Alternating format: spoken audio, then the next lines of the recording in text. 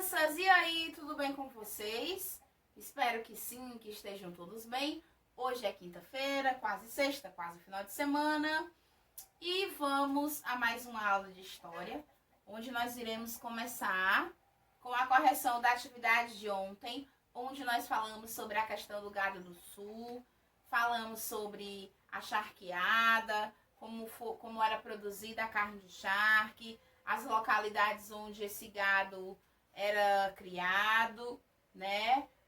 Falamos também na aula passada sobre o trajeto dessas pessoas, né, que faziam essas charqueadas, certo? Não é isso? Nós falamos aí o quê? Sobre também a descoberta do ouro lá em Minas Gerais, né? Mostramos aqui uma imagem de uma tela da charqueada do Brasil, como era que acontecia, todo o processo, né? Da matança do boi, do corte da carne, colocava para salgar, colocava no sol, né? Então vamos lá, vamos para a correção. Página 79, questão 1, 2 e 3. De que lugar os tropeiros saíam, né? Lembra dos tropeiros?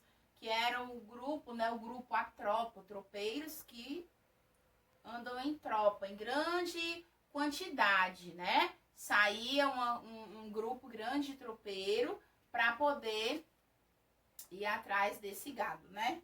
De onde eles saíam e aonde eles chegavam. Eles saíam do Viamão, que fica localizado no Rio Grande do Sul, e chegavam em Sorocaba, em São Paulo. Então, eles percorriam todo esse trajeto, tá? Distante, né? Era uma extensão muito grande. Então, vamos lá. 2. No mapa é possível observar as cidades entre Viamão, no Rio Grande do Sul, e Sorocaba, em São Paulo.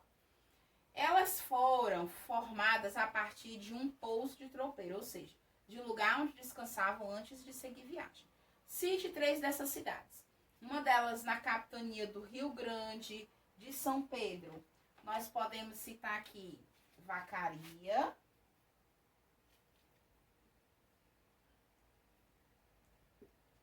A outra, na capitania de Santa Catarina, a gente pode colocar aqui Lages.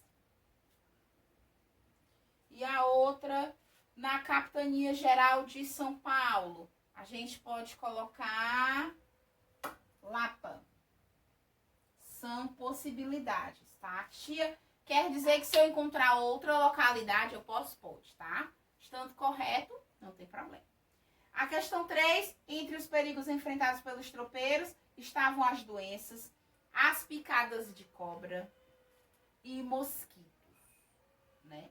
E a luta contra animais de grande porte. Em uma folha à parte, faça um desenho sobre os perigos que os tropeiros enfrentavam pelo caminho. Que perigos eram esses que os tropeiros aí enfrentavam pelo caminho, né? Então, como essa é pessoal, cada um vai responder aí da forma que achar que é correto, né? Vamos lá. Hoje nós vamos falar aqui sobre a mineração. É o assunto de hoje da nossa aula de história, tá? Mineração. Mineração, a gente sabe que vem de minério, né? Então, vamos lá. Vamos pegar o nosso livro para poder a gente acompanhar aqui o conteúdo. Olha só. Provavelmente em 1693, vamos colocar aqui o ano, para a gente aprender a descobrir a qual século esse ano faz parte, tá? Lembrando que, para a gente descobrir o século que aquele ano faz parte, nós somamos os 2 primeiros números mais 1. 16 mais 1, 17. Então, século 17, né? 15, 16, 17. Lembrando que quando nós vamos representar século, a gente representa com o algarismo romano, tá certo? Os bandeirantes paulistas, o bandeirante, perdão, né, um singular. Antônio Rodrigues Arzão descobriu ouro nas terras da atual cidade de Sabará, em Minas Gerais. Ao saber da notícia, muitas pessoas de Portugal e diversas partes do Brasil largaram tudo e foram para a região das Minas em busca de enriquecimento fácil. Da África foram trazidas milhares de pessoas para trabalhar na mineração como escravizados. Então, aí, desde muito cedo, o nosso país vem sendo roubado, assaltado, depenado, destruído. Infelizmente, esses são os adjetivos, né? E hoje isso persiste muito, né? Nessa questão do político com relação a partido. Porque, pessoal, existe uma grande diferença, tá? Entre política e partido, tá certo? Política, todo mundo tem a ver. Você querendo ou não, você tem a ver. Porque a política, ela é um bem comum. Ela vai tratar dos seus direitos, daquilo que te pertence, tá? Então, a política é um bem comum, onde ninguém pode escapar. O partido é pessoal, tá? O partido, você escolhe qual partido você acha as ideias bacanas, que aqueles candidatos, aqueles políticos lutam por um direito tal e pá, né? Partido é uma coisa que não se discute, porque infelizmente nós fomos programados, né, a entender que política ninguém se discute. Eu desde pequena escuto muito isso. Na minha própria casa, meus familiares dizem: quem bem souber não discute política, futebol e religião. Bom, é um direito teu de tu questionar. Não existe verdade absoluta sobre um determinado assunto. Então, existe o direito de expressão. Se você é obrigado assim a respeitar a opinião do outro, é um dever seu respeitar, mas você não é obrigado a concordar com o que ele diz. Bom, tia, e se nas tuas aulas eu discordar de algo, eu vou estar errado de forma alguma? Eu sou professora, tá? O que eu transmito aqui para vocês, conteúdo. Estou vendendo a minha mão de obra, que é o trabalho, estou dando aula, né? Mas nas nossas aulas de história, de filosofia, onde a gente abre mais essa questão do questionamento, não é obrigada a concordar, tá? Criançada, vocês não são obrigados a concordar. Ah, tia, eu estava estudando aqui com meu pai, com a minha mãe, com meu irmão. Eles não concordam com o teu pensamento do que tu disse, beleza? É um direito de vocês, né? A política é isso, ela trabalha desse lado de você questionar um direito seu, tá? Então, você é obrigado a respeitar a opinião do outro, porém, você não é obrigado a concordar. Então, existe uma diferença entre política e partido. Política é um bem comum, onde vai entrar aí os teus direitos, e o partido é particular. Cada um vai aderir ao que acha legal, tá? Então, vamos lá. Então, aí, quando esse bandeirante Antônio Rodrigues descobriu, né, essa riqueza toda aí, o que aconteceu? A notícia se espalhou e aí chegou lá em Portugal e eles vieram para cá. Começou o tráfico de humanos, né, o tráfico de pessoas, porque, como eu já falei, os negros na África eram livres, foram trazidos para cá, para o Brasil, e aqui eles foram escravizados. Os indígenas já existentes em terras brasileiras também se tornaram escravos dos portugueses. Tem uma música do Legião Urbana que se chama Índios, ela é extensa, mas ela conta muito sobre essa questão de quando eles chegaram aqui, que houve o escambo, que era a troca de quê? De especiarias, de temperos, de pedras preciosas. Os índios inocentes, né, não tinham contato com outros seres humanos. Eu creio que portugueses e holandeses foram os primeiros que eles tiveram contato. Não existe um estudo afirmando isso, mas pelo andar da carruagem, pela história que a gente conhece do nosso país, basicamente isso.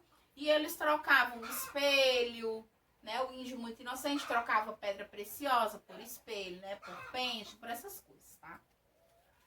Nos primeiros anos da mineração, as pessoas não plantavam nem criavam animais. Pensavam apenas em conseguir ouro. Por isso era comum ocorrerem crises de fome que obrigavam as pessoas a abandonarem seus povoados e a buscarem no mato raízes e frutas para comer. Com o tempo, porém, a população começou a plantar roças de milho e feijão e a criar porcos e galinhas. E bem mais alimentadas, cresceu rapidamente. Nas áreas de mineração, as disputas pelo ouro entre os paulistas de um lado e as pessoas vindas de Portugal e de outras partes do Brasil de outro, provocaram vários conflitos sangrentos. Então, quando existe riqueza, com certeza tem uma guerra, tem uma confusão grande, né? Pode ter certeza. O rei de Portugal decidiu então aumentar seu controle sobre a população e para isso criou vilas nas áreas mais populosas, como Vila Rica, Sabará e São João del Rei. Procurando escapar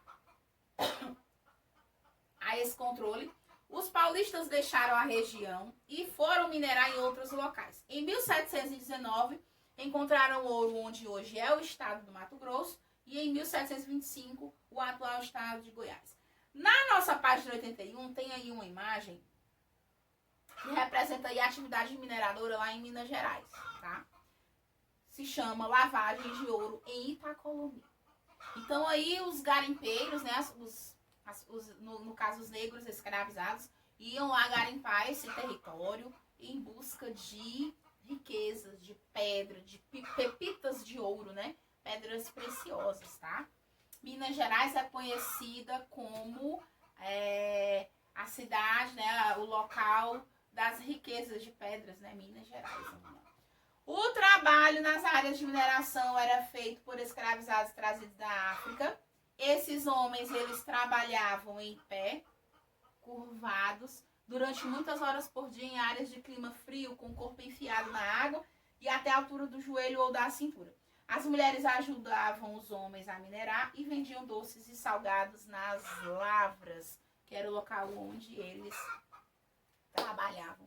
Condições subhumanas, coisas absurdas. A história do nosso país não é uma história bacana porque foi construída em cima de roubo, em cima de sangue. E infelizmente o Brasil desandou aí, né? Temos alguns pontos positivos, algumas coisinhas vantajosas, né? Mas infelizmente o lado negro é maior.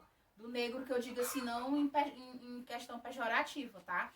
O lado negro que eu digo de maldade, de ter sido de ter uma história feia com relação a tudo isso, né? Ok? Na página 82, nós vamos falar sobre as mudanças ocorridas com a mineração. Com a mineração de ouro, ocorreram muitas mudanças no Brasil, dentre elas, cabe destacar o povoamento de parte do interior brasileiro, fundação de vilas e cidades, a mudança da capital de Salvador para o Rio de Janeiro, o crescimento do comércio interno. Isso ocorreu porque a população da capitania de Minas Gerais e das áreas onde hoje se localiza Mato Grosso e Goiás, usavam ouro em pó para comprar produtos aí de várias partes do Brasil, certo? Aqui na região Nordeste, vinha o gado, vinha o couro, vinha a farinha, né, de mandioca. Do Rio de Janeiro, os africanos escravizados eram trazidos, eram trazidos também artigos europeus, vidros, louça, tecido, ferramenta, doce, né? De São Paulo vinha o quê? Vinha o milho, vinha o trigo, vinha a marmelada, né? Do Sul vinha o quê? Os cavalos, os bois, as mulas, o charque, né? Logo abaixo desse assunto, nós vamos ter as rotas de abastecimento da região mineira no século XVII, tá? Tem aí a legendazinha mostrando bem direitinho como é que aconteceu tudo isso.